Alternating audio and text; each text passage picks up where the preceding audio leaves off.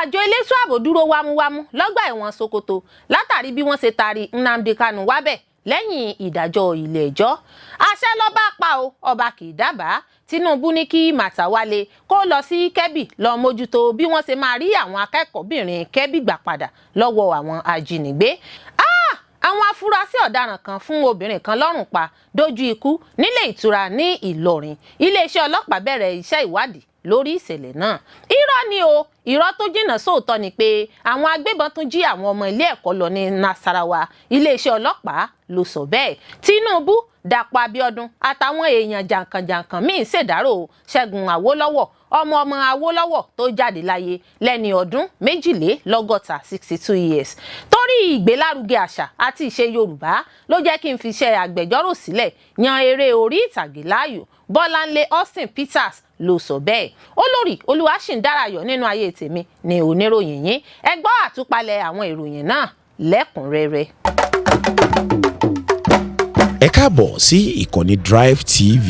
Fún ìgbà àkọ́kọ́, ẹ gbìyànjú láti like, share, subscribe kẹ́ ẹ lè máa gbádùn wa lóòrèkóòrè. Àwọn àjọ elétò ààbò dúró wámúwámú lọ́gbà ẹ̀wọ̀n Sokoto látàrí bí wọ́n ṣe taari Nnamdi Kanu wábẹ̀ lẹ́yìn ìdájọ́ ileẹjọ. Wámúwámú làwọn àjọ elétò ààbò àwọn ológun dúró lọ́gbà ẹ̀wọ̀n Sokoto lẹ́yìn tí wọ́n taari adarí ikọ̀ ẹgbẹ́ tó ń jà fún òmìnira Biafra IPOB Nnamdi Kanu tí wọ́n dá lẹ́jọ́ sí ọgbà ẹ̀wọ̀n náà. Kanu ní ilé ẹjọ́ gíga olú ìlú ilẹ̀ wa l'Àbújá dájọ́ ẹ̀wọ̀n gbére fún lọ́jọ́bọ̀ Thursday lẹ́yìn tí wọ́n fi ẹ̀sùn ìgbésùnmọ̀mí àti àwọn ẹ̀sùn mìíràn kàn án. Nínú ìdájọ́ rẹ̀, onídàájọ́ James Ọmọtọ́ṣọ́ pàṣẹ pé kí wọ́n gbé Kanu lọ ọgbà ẹ̀wọ̀n tí ààbò rẹ̀ dájú. Ó jẹ́ kó di mímọ̀ pé ọgbà ẹ̀wọ̀n Kùjé l'Àbújá kò dára tó látàrí ìṣẹ̀lẹ̀ jíjá ilẹ̀kùn àti fífọ́ ògiri àti odi ọgbà ẹ̀wọ̀n níbi tí ọ̀pọ̀lọpọ̀ ẹlẹ́wọ̀n ti sálọ àti àwọn ewu ààbò míì. Lọ́jọ́ Ẹtì Friday, agbẹjọ́rò Kanu Aloy Ejimakor sọ wípé oníbàárà òun ti jẹ́ títari lọ Sokoto. Ẹni tó ń bá àwọn akọ̀ròyìn Saturday Punch sọ̀rọ̀ nílùú Àbújá ó sọ wípé wọ́n gbé Kanu lọ jíjìnà réré kúrò lákàtà ikọ̀ agbẹjọ́rò, mọ̀lẹ́bí àti àwọn alátìlẹyìn rẹ̀. Ó wá rọ àwọn Ndigbo láti ṣe sùúrù kí wọ́n ṣe pẹ̀lẹ́pẹ̀lẹ́. Bó tilẹ̀ jẹ́ pé àwọn òṣìṣẹ́ ọgbà Sokoto kò fẹ́ fi ìdí rẹ̀ múlẹ̀ pé Kanu ti dé sí ọgbà ẹ̀wọ̀n ọ̀hún. Àwọn akọ̀ròyìn wòye bí gbogbo rẹ̀ ṣe ń lọ tí wọ́n sì rí i pé wámúwámú làwọn àjọ elétò ààbò tó dúró yíká ọgbà ẹ̀wọ̀n ọ̀hún. Níṣe ni àwọn ológun dúró nínú àti ìta ọgbà ẹ̀wọ̀n ọ̀hún nígbà tí ọkọ̀ ńlá tó kó àwọn ológun tó jẹ́ wíwà wọnú ọgbà ẹ̀wọ̀n náà. Ìṣẹ̀lẹ̀ tí kò kì í sábà wáyé gẹ́gẹ́ bí olùgbé ìlú agbègbè náà ṣe wí. Olùgbé ìlú kan, ẹni tó ní kán forúkọ bò òun láṣìírí, sọ wípé àwọn rí àwọn ọmọ ogun sọ́jà tó ń wọnú ọkọ̀ ńlá. Ó ní báwọn àjọ elétò ààbò ṣe dúró wámúwámú kò tó báyìí rí. Agbẹnusọ fún iléeṣẹ́ ọgbà ẹ̀wọ̀n Jane Osuji fìdí rẹ̀ múlẹ̀ pé Kanu ti wà láhàámọ́ àwọn ṣùgbọ́n kò sọ ibi pàtó tí wọ́n fi sí látàrí ohun tó rọ̀ mọ́ ọ̀rọ̀ náà. Láìpẹ́ yìí náà ni ìròyìn tó jẹ́ ká mọ̀ pé ìyàwó Kanu, Uchechi Okwu Kanu, ti fìdí rẹ̀ múlẹ̀ pé ọkọ òun ti dé sí ọgbà ẹ̀wọ̀n Sokoto. Bákan náà, ajàfẹ́tọ̀ọ́ ọmọnìyàn ni Ọmọyẹlé Sowore náà ti fìdí rẹ̀ múlẹ̀ pé ìjọba ti yọ gbé Kanu lọ sílùú Sokoto. Wàyí o, mínísítà fún ọ̀rọ̀ òkèèrè Bianca Odemegwu Ojukwu rawọ́ ẹ̀bẹ̀ fún ṣíṣe sùúrù pẹ̀lẹ́pẹ̀lẹ́. Ó ṣàpèjúwe ọ̀rọ̀ náà gẹ́gẹ́ bí ohun tí wọn ò retí. Ó pàrọwà fún àwọn ọmọ Nàìjíríà pàápàá jùlọ àwọn tó wá láti apá ẹkùn gúúsù ìlà oòrùn láti yàgò fún ìgbésẹ̀ ìwà tó lè fẹ́ rúná sí wàhálà ìpayà tó ń bẹ nílẹ̀ yìí. Àṣẹ lọ́ba pa o, ọba kì í dábàá. Tinubu ní kí Màtáwálé kó lọ sí Kẹ́bì lọ mójútó bí wọ́n ṣe máa rí àwọn akẹ́kọ̀ọ́bìnrin Kẹ́bì gbà padà lọ́wọ́ àwọn ajínigbé. Ààrẹ Bọ́lá Tinubu ti pàṣẹ fún Alhaji Bello Màtáwálé tó jẹ́ mínísítà abẹ́lé fún ètò ààbò Nàìjíríà pé kó digbá dagbọ̀n kó kó ẹrù rẹ̀ lọ máa gbé nípìnlẹ̀ Kẹ́bì láti lọ mójútó iṣẹ́ àwọn elétò ààbò Nàìjíríà láti rí àwọn akẹ́kọ̀ọ́bìnrin Government Girls Comprehensive Secondary School ní ìlú Maga tí àwọn agbébọn jí gbé lọ gbà padà. Báyọ̀ Ọ̀nànúgà tó jẹ́ olùbádámọ̀ràn fún ààrẹ Tinubu ló fi èyí síta lójú òpó Twitter pé kí Màtáwálé tó fìgbà kan jẹ́ gómìnà ìpínlẹ̀ Zamfara lo àwọn ọgbọ́n àtinúdá àti ìrírí rẹ̀ nípa ohun tó ń ṣẹlẹ̀ pẹ̀lú àwọn agbébọn tí wọ́n jí àwọn akẹ́kọ̀ọ́ náà gbé. Lára ìrírí tí Màtáwálé ní sẹ́yìn ni bí àwọn agbébọn ṣe jí akẹ́kọ̀ọ́bìnrin 279 tọ́jọ́ orí wọn kò ju 10 sí 17 lọ lọ́jọ́ 26 oṣù kejì ọdún 2021 láti ilé ẹ̀kọ́ Government Girls Science Secondary School ní Jangebe nípínlẹ̀ Zamfara nígbà náà. Àwọn agbébọn sì dá gbogbo àwọn akẹ́kọ̀ọ́ 189 náà padà lọ́jọ́ kejì oṣù kẹta ọdún 2021. Ààrẹ ti wá pàṣẹ pé bó ṣe ṣe lọ́jọ́ ìjọsí kí ó tún lọ ṣe bẹ́ẹ̀ nípínlẹ̀ Kebbi. Ẹ̀wẹ̀, alága ẹgbẹ́ àwọn ọmọlẹ́yìn Kristẹni Christian Association of Nigeria CAN tẹ̀ka ìpínlẹ̀ Niger ẹni ọ̀wọ̀ Bulus Dawa Yohana ti sọ pé èèyàn 227 tó fi wọ́n àwọn akẹ́kọ̀ọ́ àtàwọn olùkọ́ làwọn ajínigbé tó ṣe ìkọlù sí ilé ẹ̀kọ́ St Mary Catholic School Papiri ní ìjọba ìbílẹ̀ Agwara ní ìpínlẹ̀ náà jí gbé lọ. Ẹni ọ̀wọ̀ Yohana nínú àtẹ̀jáde kan tí agbẹnusọ rẹ̀ Daniel Atori fìlédè sọ pé òun ṣe àbẹ̀wò sí ilé ẹ̀kọ́ náà níbi tí òun ti ṣèpàdé pẹ̀lú àwọn òbí àwọn akẹ́kọ̀ọ́ náà. Ó ní òun ṣe àrídájú rẹ̀ fáwọn òbí àwọn ọmọ náà pé àwọn ń ṣiṣẹ́ pẹ̀lú ìjọba àtàwọn ẹ̀ṣọ́ aláàbò láti ṣe àwárí àwọn ọmọ náà àti láti gbà wọ́n sílẹ̀ láyọ̀ àti àlàáfíà. Nínú àkọsílẹ̀ tí a rí, àwọn akẹ́kọ̀ọ́ 215 àtàwọn olùkọ́ 12 làwọn ajínigbé náà jí gbé lọ. Ó fi kún pé àwọn akẹ́kọ̀ọ́ kan mórí bọ́ lásìkò ìkọlù ọ̀hún tí àwọn òbí sì ti ń lọ mú àwọn ọmọ wọn nítorí wọ́n máa ti ilé ẹ̀kọ́ náà pa fún ìgbà kan náà. Bákan náà ló rọ àwọn èèyàn láti ṣe sùúrù kí wọ́n sì máa gbàdúrà fún ìtúsílẹ̀ àwọn akẹ́kọ̀ọ́ náà láìpẹ́ ọjọ́. Ṣáájú ni ìjọba ní àwọn ti gba ìròyìn bòńkẹ́lẹ́ pé ó ṣeéṣe kí ìṣẹ̀lẹ̀ aburú náà wáyé lẹ́kùn àríwá ìpínlẹ̀ Niger níbi tí ìṣẹ̀lẹ̀ ìjínigbé yìí ti wáyé. Àwọn aláṣẹ ìpínlẹ̀ náà tún sọ pé ìjọba ti pàṣẹ ṣáájú wípé kí gbogbo ilé ẹ̀kọ́ onílégbèé ní ìpínlẹ̀ náà wà ní títìpa nítorí ètò ààbò tó mẹ́hẹ. Ṣùgbọ́n a kò lè fìdí rẹ̀ múlẹ̀ bóyá ilé ẹ̀kọ́ St Mary pa àṣẹ ìjọba yìí mọ́ kí ìṣẹ̀lẹ̀ yìí tó wáyé. Ìṣẹ̀lẹ̀ náà ló wáyé lẹ́yìn táwọn jàǹdùkú agbébọn jí àwọn akẹ́kọ̀ọ́ gbé nípínlẹ̀ Kebbi àti àwọn olùjọ́sìn nínú ìjọ CAC nílùú Èrùkú nípínlẹ̀ Kwara. Ìkọlùkọgba àwọn agbésùnmọ̀mí ọ̀hún ló ti ń di ohun tí ò fẹ́ jọjúmọ́ kọ́lọ́run ọba ó là wá níbẹ̀ ká má ṣe kòńgẹ́ àbúrú. Àwọn afurasí ọ̀daràn kan fún obìnrin kan lọ́rùn pa Doju Iku Nile Itura nílùú Ìlọrin. Iléeṣẹ́ ọlọ́pàá bẹ̀rẹ̀ iṣẹ́ ìwádìí lórí ìṣẹ̀lẹ̀ náà. Ó mà ṣe o, oríṣiríṣi ìṣẹ̀lẹ̀ burúkú ló ń ṣẹlẹ̀ báyìí. Àfi kélédù ọba sá máa fi ìṣọ́ rẹ̀ ṣọ́ wa, káwa náà sì máa ṣọ́ ìrìn ẹsẹ̀ wa. Àwọn afurasí ọ̀daràn kan ni wọ́n ya bo ilé ìtura kan nílùú Ìlọrin tí wọ́n sì ṣekú pa arábìnrin kan mọ́ ibẹ̀. Àwọn èèyàn kan tí wọ́n ní káwọn akọ̀ròyìn forúkọ bo àwọn láṣìírí sọ pé àwọn gbọ́ ohùn rẹ̀ tí ó pariwo olè olè lẹ́yìn náà ni wọ́n fi aṣọ fún lọ́rùn pa. Ọ̀rọ̀ yìí ti fa àríyànjiyàn báyìí láàrin àwọn ènìyàn. Àwọn kan sọ pé níṣe ni wọ́n gbé iṣẹ́ ẹ̀mí olóògbé náà fún àwọn apànìyàn ọ̀hún láti pa arábìnrin náà nígbà tí àwọn kan ní kò rí bẹ́ẹ̀. Àwọn míì sọ pé rárá o, ẹni tó ní hòtẹ́ẹ̀lì náà ni wọ́n wá ní pàtó ṣùgbọ́n wọn ò bá. Wàyí o, ìṣẹ̀lẹ̀ náà ti dá ìpayà ìbẹ̀rùbojo sílẹ̀ ní ilé ìtura náà nígbà tí àwọn oníbàárà wọn tó wà níbẹ̀ ti sá àsálà fún ẹ̀mí ara wọn. Agbègbè Bàbá Ọdẹ ní ìlú Ìlọrin ní ilé ìtura tí ìṣẹ̀lẹ̀ náà ti wáyé wà. Nígbà tí àwọn akọ̀ròyìn BBC Yorùbá kàn sí agbẹnusọ ọlọ́pàá ní Kwara Èjìrẹ́ Adétòun Adéyẹmí ó fìdí ìṣẹ̀lẹ̀ náà múlẹ̀. Ó ní ìwádìí ń lọ lọ́wọ́ lórí ìṣẹ̀lẹ̀ ọ̀hún. Adétòun sọ pé nígbà tí àwọn agbófinró ọlọ́pàá dé ilé ìtura náà, wọ́n rí òkú obìnrin ọ̀hún, wọ́n tún rí aṣọ funfun tí wọ́n fura sí pé òun ni wọ́n fi fún ọrùn rẹ̀.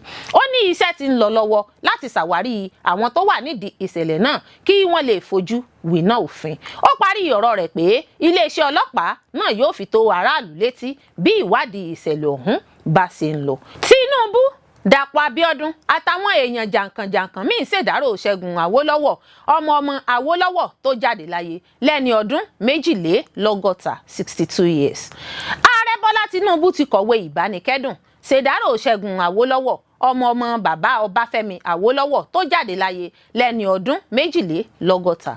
Nínú àtẹ̀jáde kan tí olùbádámọ̀ràn ààrẹ lórí ọ̀rọ̀ ìròyìn Báyọ̀ Ọ̀nànúgà fi síta ní ààrẹ Tinubu ti ránṣẹ́ ìbánikẹ́dùn sí ẹbí Awólọ́wọ̀. Tinubu ṣàpèjúwe ikú Ṣẹ́gun gẹ́gẹ́ bí nǹkan tó bani lọ́kàn jẹ́. Ààrẹ ní gbogbo orílẹ̀-èdè Nàìjíríà ló ń kẹ́dùn olóògbé, kì í ṣe ẹbí Awólọ́wọ̀ nìkan. Ààrẹ ní Ṣẹ́gun ti hùwà bí ọmọlúàbí àti gẹ́gẹ́ bí ẹni tó jáde láti inú ẹbí rere, ẹbí bàbá Awólọ́wọ̀. Gbogbo ọ̀nà ni Ṣẹ́gun fi jọ bàbá Awólọ́wọ̀. Ó jọ bàbá nínú ìṣesí àti nínú ìhùwàsí rẹ̀. Ṣẹ́gun jẹ́ agbẹjọ́rò gẹ́gẹ́ bí bàbá rẹ̀. Ó sì dúró fún ìdájọ́ òdodo àti òtítọ́ títí dọjọ́ ikú rẹ̀. Lọ́jọ́bọ̀ Thursday ní ẹbí bàbá Awólọ́wọ̀ kéde ikú Ṣẹ́gun nínú àtẹ̀jáde kan tí ẹbí náà fi síta. Wọ́n ní pẹ̀lú ọgbẹ́ ọkàn ni a fi kéde ikú ọkọ, bàbá àti bàbá wọn, Olúṣẹ́gun Awólọ́wọ̀. Ṣẹ́gun jẹ́ ọkọ, bàbá àti bàbá tó ṣe é mú yangàn. Ó jẹ́ ẹni tí ó nífẹ̀ẹ́ tí ó sì kó ẹbí mọ́ra. Ó jẹ́ olùfọkànsìn sí orílẹ̀-èdè Nàìjíríà. Gbogbo ipá àti agbára rẹ̀ ni ó sì fi sin Nàìjíríà nígbà ayé rẹ̀. Ọ̀rẹ́ gidi ni Ṣẹ́gun, ó sì tún jẹ́ òjíṣẹ́ Ọlọ́run àti ẹni tó nífẹ̀ẹ́ ọmọnìyàn.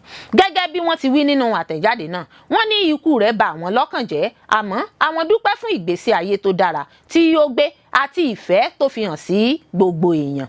Wọ́n wá gbà ládùúrà pé kí Elédùà tẹ̀ sí afẹ́fẹ́ rere. Gómìnà Dapo Abiodun ti ìpínlẹ̀ Ògùn náà ṣèdárò Ṣẹ́gun Awólọ́wọ̀ tó di olóògbé. Gómìnà Abiodun ní ìbànújẹ́ ni ikú Ṣẹ́gun jẹ́. Ó ṣàpèjúwe olóògbé gẹ́gẹ́ bí ẹni tó ní ìgboyà tí yóò sì fi gbogbo agbára rẹ̀ sin orílẹ̀-èdè Nàìjíríà. Abiodun sọ lójú òpó Twitter rẹ̀ pé pẹ̀lú ìbànújẹ́ ọkàn lòun fi gba ìròyìn ikú Ṣẹ́gun. Ìyàlẹ́nu ni ikú Ṣẹ́gun Awólọ́wọ̀ jẹ́ fún wa. Àdánù ńlá ni ikú Ṣẹ́gun jẹ́. Ṣẹ́gun jẹ́ ọlọ́pọlọ pípé èèyàn àti ẹni tí kò ní àpọ̀n rárá. A ò ní gbàgbé àwọn ẹ̀kọ́ tí a ti rí kọ́ lára Ṣẹ́gun nígbà ayé rẹ̀. Gómìnà Abiodun ló sọ bẹ́ẹ̀. Lọ́dún 2021 ni wọ́n dìbò yan Ṣẹ́gun Awólọ́wọ̀ gẹ́gẹ́ bí ààrẹ àjọ NTPO tó ń rí sí okòòwò nínú àjọ ECOWAS. Ipò yìí náà ló sì wà títí tó fi jáde láyé lọ́jọ́bọ̀ Thursday yìí. Kí Ọlọ́run kó tẹ̀ sí afẹ́fẹ́ rere. Irọ́ ni o. Irọ́ tó jìnnà sóòótọ́ ni pé àwọn agbébọn tún jí àwọn ọmọ ilé ẹ̀kọ́ lọ ní Nasarawa. Iléeṣẹ́ ọlọ́pàá ló sọ bẹ́ẹ̀. Iléeṣẹ́ ọlọ́pàá ìpínlẹ̀ Nasarawa ti sọ pé irọ́ tó jìnnà sóòótọ́ ní ìròyìn kan tó ń lọ ní ìgboro pé àwọn agbébọn yàbò ilé ẹ̀kọ́ St. Peters Academy tó wà ní ìjọba ìbílẹ̀ Rukubi tí wọ́n sì jí akẹ́kọ̀ọ́ 2 gbé lọ. Agbẹnusọ iléeṣẹ́ náà Rahman Nazil fi ọ̀rọ̀ ọ̀hún léde nínú àtẹ̀jáde kan lórúkọ kọmíṣánná ọlọ́pàá Sẹ̀tìmà Mohammed. Àtẹ̀jáde ọ̀hún sọ pé irọ́ ni ìròyìn náà tó ní àwọn agbébọn yàbò ilé ẹ̀kọ́ ọ̀hún ní ìjọba ìbílẹ̀ Doma láti jí akẹ́kọ̀ọ́ 2 lọ. Ó ní irọ́ tó jìnnà sí òótọ́ ni ìròyìn náà, kò sí ohun tó jọ bẹ́ẹ̀. Ní nǹkan bíi aago 10 àárọ̀ ọjọ́ 21 oṣù kọkànlá ọdún 2025 ní ìròyìn ọ̀hún tí kò fìdí múlẹ̀ sọ pé wọ́n jí akẹ́kọ̀ọ́ 2 láti ilé ẹ̀kọ́ St. Peters Academy lásìkò tí wọ́n ń ṣeré ìdárayá lórí pápá ilé ẹ̀kọ́ wọn. Ní kété tí ìròyìn náà jáde ní kọmíṣánná ọlọ́pàá Sẹ̀tìmà Mohammed ti fi àwọn agbófinró àtàwọn ológun tó wà lágbègbè náà ṣọwọ́ síbẹ̀. Ibẹ̀ ni wọ́n ti ṣàkíyèsí pé ọdẹ ni àwọn akẹ́kọ̀ọ́ náà rí pẹ̀lú ìbọn lọ́wọ́ wọn tí wọ́n sì rò pé àwọn ajínigbé ni wọ́n. Ṣé lóòótọ́ ẹni wèrè pa ìyá rẹ̀ tó bá rí mẹkáníìkì kò ní lè dúró? Àwọn ikọ̀ agbófinró ti wá yẹ gbogbo agbègbè náà wò fínífíní. Gbogbo nǹkan sì ti padà bọ̀ sípò lágbègbè ọ̀hún. Ọlọ́pàá ni adarí ilé ẹ̀kọ́ náà Peter Sabutu fìdí rẹ̀ múlẹ̀ pé kò sí ohun tó jọ ìjínigbé akẹ́kọ̀ọ́ nílé ẹ̀kọ́ náà. Gẹ́gẹ́ bí ó ti wí nínú àlàyé rẹ̀, ó ní lásìkò tí wọ́n ń ṣeré ìdárayá tí 2 nínú àwọn akẹ́kọ̀ọ́ ń lọ sí pápá ìṣeré náà ní àwọn akẹ́kọ̀ọ́ náà rí àwọn ọdẹ pẹ̀lú ìbọn lọ́wọ́ wọn tí wọ́n sì sáré lọ bá àwọn olùkọ́ wọn pé àwọn rí àwọn èèyàn tó gbé ìbọn dání. Ìròyìn ọ̀hún kan náà ni àwọn akẹ́kọ̀ọ́ méjèèjì ọ̀hún mú lọ sí kíláàsì pé pariwo pé wọ́n rí àwọn ajínigbé tí ó gbé ìbọn dání. Ṣé kójú ó má ríbi gbogbo ara lóògùn rẹ̀. Ó ní ní kété tí àwọn akẹgbẹ́ wọn gbọ́ ajínigbé ni gbogbo wọn fi ẹsẹ̀ fẹ́. Ká tó wí ká tó fọ̀ wọ́n ti lọ sọ fún àwọn òbí wọn pé àwọn ajínigbé wá sí ilé ẹ̀kọ́ àwọn. Àmọ́ fún odidi wákàtí bíi 3 kò sí òbí kankan tó wá sọ fún ọlọ́pàá pé àwọn kò rí èyíkéyìí nínú àwọn ọmọ àwọn. Wàyí o, iléeṣẹ́ ọlọ́pàá ti wá ní kí àwọn aráàlú náà kó ọ̀rọ̀ ìjínigbé nílé ẹ̀kọ́ ọ̀hún dànù. Torí ìgbélárugẹ àṣà àti ìṣe Yorùbá ló jẹ́ kí n fi iṣẹ́ agbẹjọ́rò sílẹ̀ yan eré orí ìtàgé láàyò. Bolanle Austen-Peters ló sọ bẹ́ẹ̀. Gbajúgbajà olùdarí àti olóòtú eré nì Bolanle Austen-Peters ti sọ pàtàkì ìdí ẹ̀ tí ó fi yan iṣẹ́ tíátà láàyò. Gẹ́gẹ́ bí ó ti wí, ó nítorí ìgbélárugẹ àṣà àti ìṣe Yorùbá ló jẹ́ kóun fi iṣẹ́ agbẹjọ́rò sílẹ̀ fún eré orí ìtàgé. Bolanle sọ èyí nínú ìfọ̀rọ̀wérọ̀ kan tó ṣe pẹ̀lú BBC Yorùbá pé láti kékeré lòun ti fẹ́ràn láti máa kọ ìtàn eré oníṣe. Ó ní àwọn nǹkan yìí ló jẹ́ kóun nífẹ̀ẹ́ sí eré orí ìtàgé ní ṣíṣe. Bolanle ní ọmọ bíbí ìpínlẹ̀ Èkìtì ni bàbá òun, àmọ́ ìlú Èkó àti Ìbàdàn ni òun dàgbà sí. Ẹ̀kọ́ amòfin ni òun sì kọ́ nílé ẹ̀kọ́ gíga fásitì. Àmọ́ nígbà tí òun rí i pé kò sí ibi táwọn èèyàn ti lè kọ́ nípa àṣà, oúnjẹ, ijó àti orin Yorùbá lòun ṣe dá Terra Culture sílẹ̀ látàrí ìfẹ́ tóun ní sí i láti kékeré. Gbajúgbajà olóòtú eré náà ni òun rí i pé àwọn èèyàn fẹ́ kọ́ nípa àṣà àti ìṣe Yorùbá láti ìgbà tí òun ti bẹ̀rẹ̀ eré orí ìtàgé. Gẹ́gẹ́ bí ó ti wí, ó ní ọ̀pọ̀ ló máa ń fẹ́ láti wo eré àwọn lásìkò tí àwọn bá ń ṣeré múra sílẹ̀ nígbà kan. Ìdí nìyẹn ni òun fi rí i pé ohun tí àwọn ń ṣe ní ìtumọ̀ ó sì ṣe pàtàkì torí tí ò bá rí bẹ́ẹ̀ àwọn èèyàn ò ní wá máa wòran àwọn. Gbajúmọ̀ òṣèré olóòtú eré yìí Bolanle ti ṣe oríṣiríṣi eré, àmọ́ ó ní Mọ́remí jẹ́ eré tó ṣe pàtàkì sóhun torí ó sọ nípa agbára obìnrin. Gẹ́gẹ́ bí ó ti wí, ó ní òun lo aṣọ tó bá àṣà Yorùbá mu láti fi sọ ìtàn Mọ́remí, àwọn èèyàn sì gbádùn ìtàn náà. Òun pàápàá náà sì gbádùn eré ọ̀hún torí òun ò mọ àwọn ìtàn náà tẹ́lẹ̀. Òun gbọ́njú mọ́ èyí ni èyí ló fi máa ń dùn òun lọ́pọ̀ ìgbà pé àwọn èèyàn kò máa gbé àṣà lárugẹ dáadáa láti lè jẹ́ kí àwọn tí ò mọ ìtàn Yorùbá ó fi láǹfààní àti mọ ìtàn Yorùbá dáadáa. Ìdí ẹ̀ ni pé ta ni òun àti àwọn òǹkọ̀tàn gbogbo tí àwọn bá gbàgbé àṣà, ìṣe, ẹ̀kọ́ àti èdè àwọn. Olùdarí eré náà sọ pé inú òun dùn pé nǹkan tí òun ṣe yóò wúlò fáwọn ọmọ òun àtàwọn ọmọ tó ń bọ̀ lọ́jọ́ iwájú. Bolanle ní inú òun dùn pé òun jẹ́ àwòkọ́ṣe fún àwọn tó ń bọ̀ lẹ́yìn ọ̀la. Olórí Olúwaṣìndáráyọ̀ nínú ayé tèmi ni oníròyìn yín. Ẹ ṣé púpọ̀ fún gbígbọ́ àti wíwò tí ẹ̀ ń wò wá. Etí tí ẹ̀ fi ń gbọ́ wa kò ní di, ojú tí ẹ̀ fi ń wò wá kò ní fọ́ láṣẹ Adẹ́dàá. Yóò sì dára fún yín.